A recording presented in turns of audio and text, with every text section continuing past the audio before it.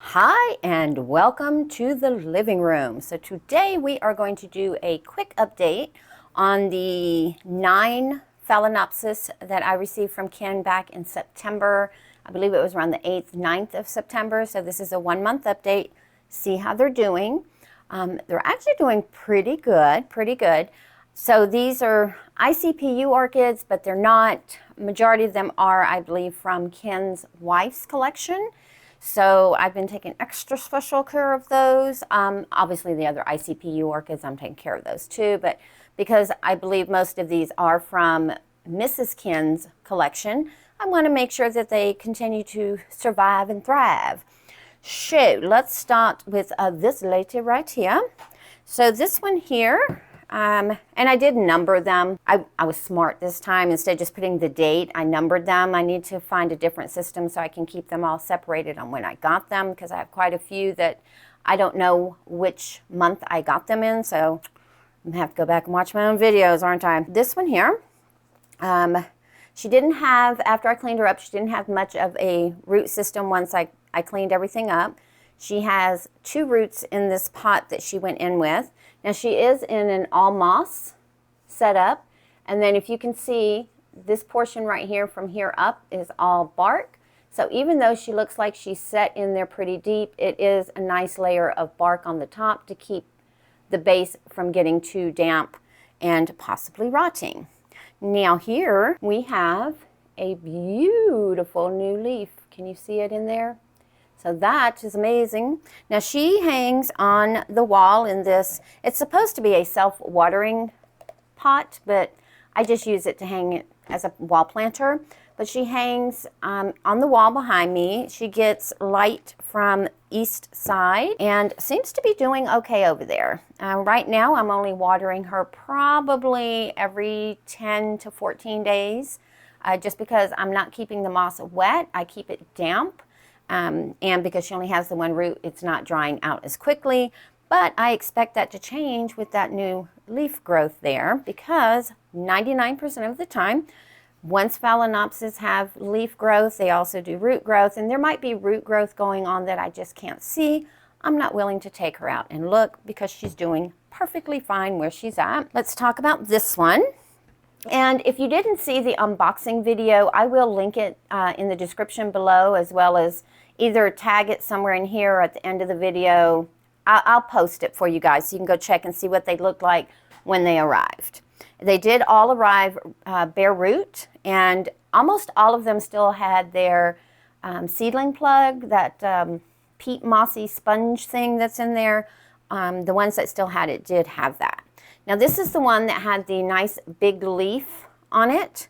With this, I was showing you guys that this was a stress growth, and I decided to take that ginormous leaf off, because once I cleaned her up, she did have some decent roots, and you can see right in here some of them.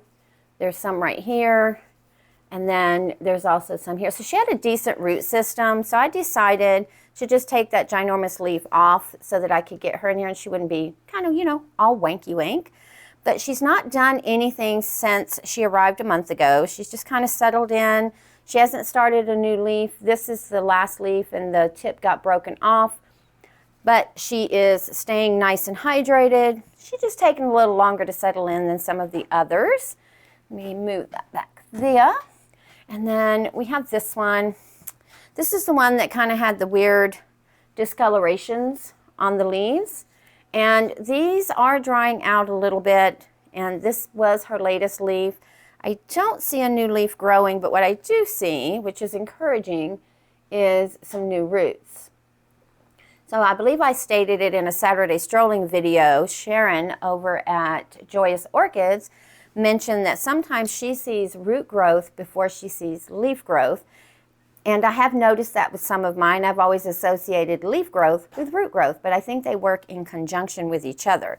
So beautiful new roots on that side, and she's got a couple of more going down right in here. So I think she'll be fine. She's just going to take a minute. And let's see, let's talk about this one. So this is, and they're all no ID except for 2 did come with a name. Oh, and this one here is just in an all small medium bark mix with perlite. And I do water her once a week, not very heavy, just enough to kind of keep her hydrated. Then we have this one, another nice, a big astrape one. And if you go back and look at the video, you'll notice a lot of these came with their leaves up because of the way that they were shipped.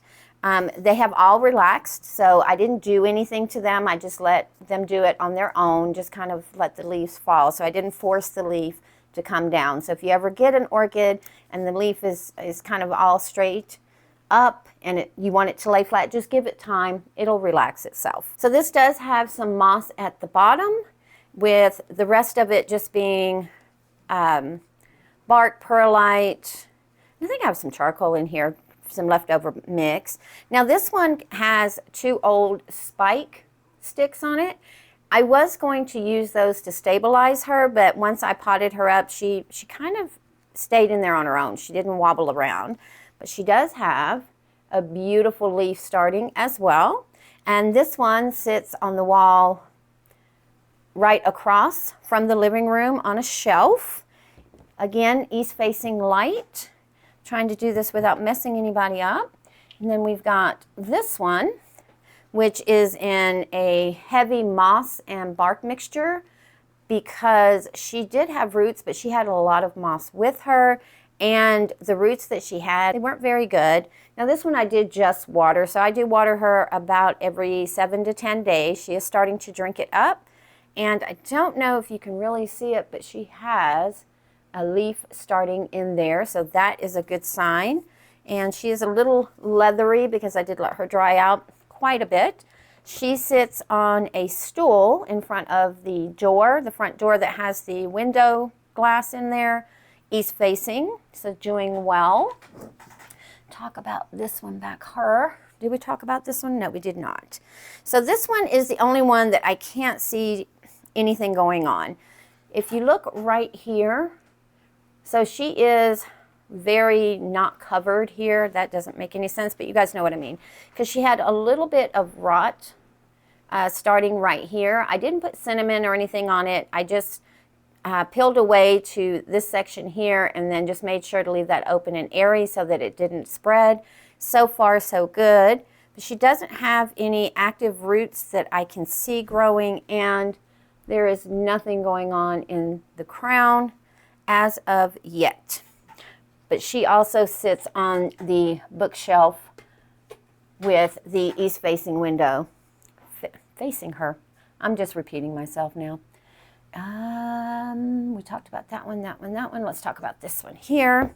So this is the green pixie right here. That, she's got quite the roots in there. So I left some on the outside. And for those of you who are new, I like to try to keep some roots on the outside to monitor, because it kind of helps me judge the health inside the pot. And as you can see, I had to maneuver some of them. They weren't very pliable. Now she does look kind of deep in the pot, but it is all bark. There is no moss in here. And when I water her from the outside, making sure not to get any water in the middle as far as draining it to keep that crown from rotting. And again, I do see, hold on, let's see. She has the teeniest, tiniest of leaves coming in there. You can just see the sliver of it coming. So again, she should just bounce on back, and it too lives on the bookshelf across from me. And then this one is the OX Spot Queen. This has spread a little bit. I'm just going to leave it until she absorbs this leaf, because the leaf itself is fine. It's not squishy, so there's nothing wet in there. And then she does have a beautiful leaf coming in, as well as, look at the roots she's getting ready to produce. Now, I did use the stake and this dragonfly clip, which you can get from the Orchid Supply Store. Using coupon code TRISH, you can save yourself 12%. Well, eventually I was planning to take that out, but look how that root is starting to attach itself to the clip. So I guess I'll be cutting the stake and leaving the clip in there for now. But she does sit up on, I had her sitting up on this piece of bark right here. to keep her from falling over as well. But I think she's going to be just fine. And here are some of her old tired roots, but they're doing their job. Very proud of this one. Very proud of this one, because honestly, I was kind of concerned with this one just because of this. But I just think that is part of her senescing. And there, again, she may have something going on, but it doesn't appear to be starting on that new leaf. So I will keep an eye on that. And I believe we talked about all of them but the one. So this one here, and if you watch the Saturday strolling for the 14th of October, you will already know what I'm about to show you guys.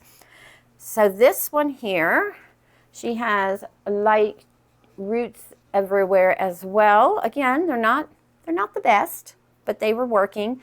She does have moss again at the bottom, again to encourage those roots to branch out if possible. She does have this beautiful root tip here, but as you can see, she also has a spike. And I am going to let her spike out because, I mean, she is doing well. She's got enough strength. She's got enough roots in the pot. She's really not struggling. So I will let her bloom out so we can see what this one is going to look like. And if you want to see that, don't forget to subscribe and keep a lookout for updates on them. Let me know what you think of their progress for this past month. It is currently October the 15th, so I've had them about 5 weeks, and so far so good. I'm very proud of all of them. Cannot wait for all of them to give us a spike. Yes, I'm shooting big, and you guys have a beautiful day.